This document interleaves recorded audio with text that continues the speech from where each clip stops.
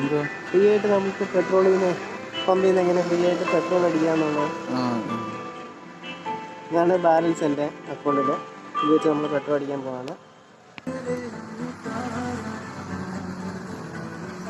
പിന്നെ നമുക്ക് ഇതിനകത്ത് നമ്മുടെ ഫോണിൽ ഒരു OTP വരും. ആ OTP പറഞ്ഞു കൊടുക്കണം. അതുപോലെ തന്നെ നമ്മുടെ ഫോൺ നമ്പറിൽ ഇതിനകത്ത് ലോഗിൻ ചെയ്യണം. അന്നേരപ്പോഴേ നമ്മുടെ റിവാർഡ് കാണിക്കത്തുള്ളൂ. ഫ്രീ ആയിട്ട് ഇങ്ങനെയാണ് സക്സസ് ആയി കാണിച്ചിരിക്കുന്നു. സക്സസ്ഫുള്ളി ഫ്രീ ആയിട്ട് പെട്രോൾ അടിക്കാം. വീഡിയോ ഇഷ്ടപ്പെട്ട ലൈക്ക് ചെയ്യുക, ഷെയർ ചെയ്യുക.